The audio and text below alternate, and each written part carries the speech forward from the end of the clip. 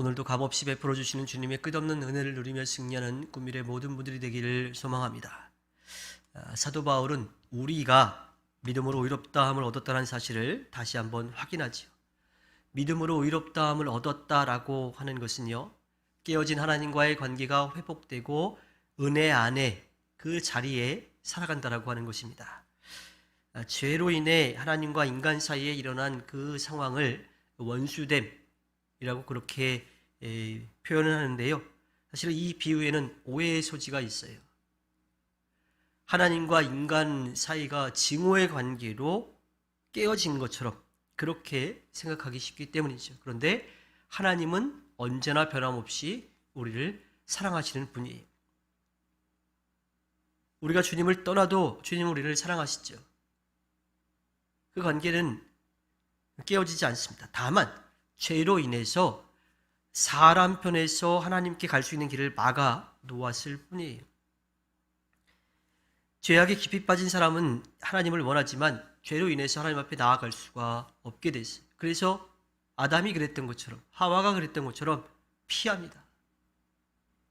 숨으려고 그래요.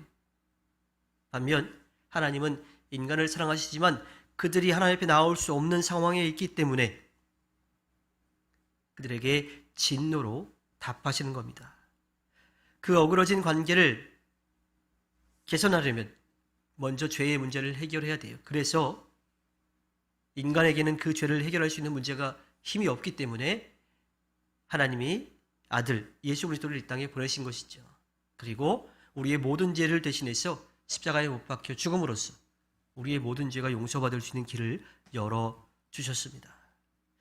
예수님은 십자가에서 당신을 영원한 제물로 드림으로써 우리가 주님 앞에 나아갈 수 있는 길을 열어주셨어요. 예수님은 겟세마네 동산에서 당신이 져야 할 그 십자가, 가야 될 그 십자가의 길을 잔에 비유하셨습니다. 그 잔에는 모든 인류의 죄가 다 담겨 있었던 거지요. 그래서 그 잔을 앞에 두고 하나님께 기도했던 겁니다. 또한 그 잔 안에 죄가 담겨 있고 하나님의 진노가 담겨 있었기 때문에 두려운 마음도 있었던 거죠.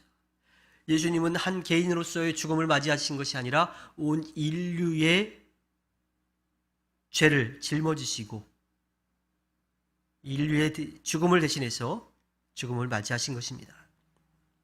믿는다는 말에는요, 그 예수님의 지고 가셔야 될 그 잔 안에 저도 있었습니다라고 하는 고백이 있어야 합니다. 하나님 앞에서 예수 그리스도의 희생에 전적으로 의지할 때에 우리는 그 구원의 은혜를 누릴 수가 있는 거예요. 그렇지 않으면, 그것을 믿고 의지하지 않으면 나와 아무 상관이 없어요. 하나님과 나 사이에서 우리를 갈라놓았던 그 죄를 예수님이 대신 짊어지셨다라고 하는 믿음이 있어야만 그 은혜가 우리에게 그 영향을 미칠 수가 있습니다. 이 히브리적 사고에서 평화라고 하는 것, 샬롬이라고 하죠. 이것은요, 단순히 이 깨어진 관계, 어그러진 관계가 회복되는 것으로 끝나지 않습니다. 불화 상태의 극복만을 의미하지 않아요.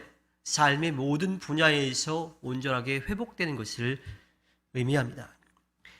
예수님을 통해서 깨어진 하나님과의 관계가 회복되는 그 평화도 마찬가지입니다. 그것은 하나님과 어그러진 관계의 회복으로 시작하지만 그 관계 안에서 살아가는 삶은요, 믿는 사람의 삶의 모든 곳에 영향을 미치게 되어 있습니다. 사도 바울은 그래서 예수 그리스도를 믿는 믿음으로 인해 일어난 일을 또 다른 말로 표현하는데 그것은 은혜의 자리로 옮겨졌다라고 하는 거예요. 믿음으로써 의롭다함을 얻었다라고 하는 것, 이것은 죄악의 그 자리에서 은혜의 자리로 옮겨졌다라고 하는 겁니다. 은혜의 자리에 살아간다라고 하는 것은 하나님의 다스림, 돌보심 안에서 살아간다라고 하는 거예요.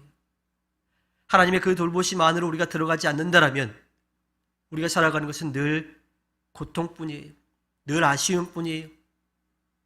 늘 시기와 질투가 있을 뿐이죠. 그런데 하나님이 지키고 돌봐주신다라고 하는 것을 우리가 믿고 그 안에서 살아간다라면 우리의 삶은 언제나 기쁨과 감사, 나눔과 섬김이 넘쳐나게 되는 거지요.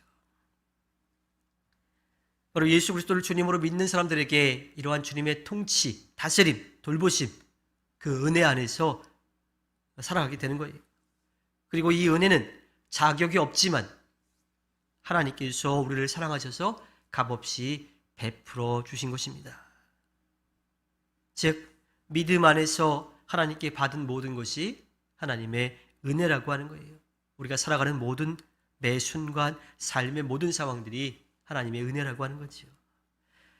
그렇게 은혜의 자리에 머물러 살아가는 사람은요, 하나님에 대해서 또 하나님께서 우리들에게 약속해 주신 하늘나라에 대해서 더 깊이 알아가게 됩니다. 믿음은 경험을 통해서 강화되고 보완되며 깊어지게 되어 있어요. 어느 한순간에 뚝 떨어지는 게 아니라고 하는 거지요.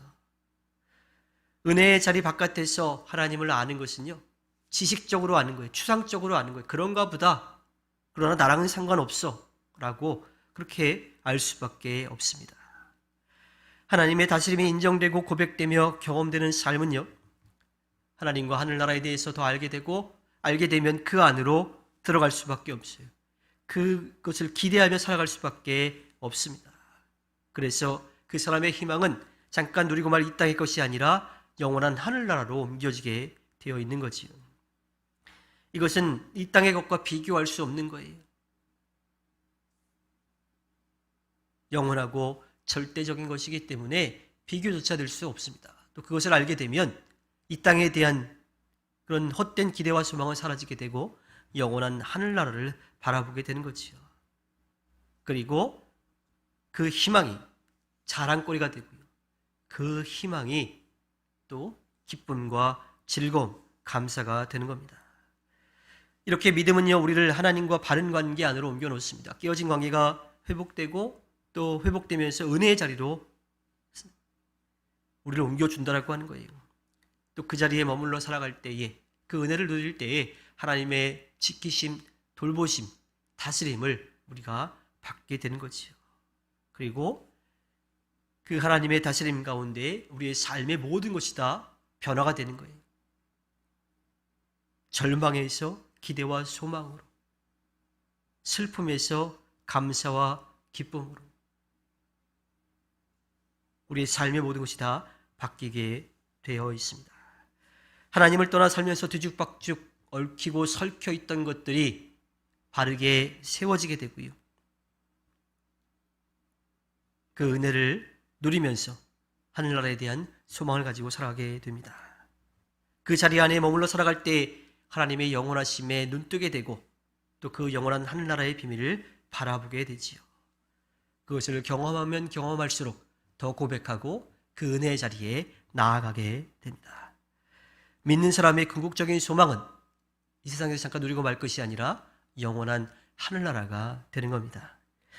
주님께서 허락해 주신 오늘 하루를 살아갈 때에 우리에게 주어진 삶 속에서 주님께서 값없이 베풀어 주신 은혜를 누리며 또한 맡겨진 일들을 감당하며 하늘나라를 소망하며 살아가 주님께 기쁨을 드리는 꿈밀의 모든 분들이 되기를 주님의 이름으로 부탁드립니다. 기도하겠습니다.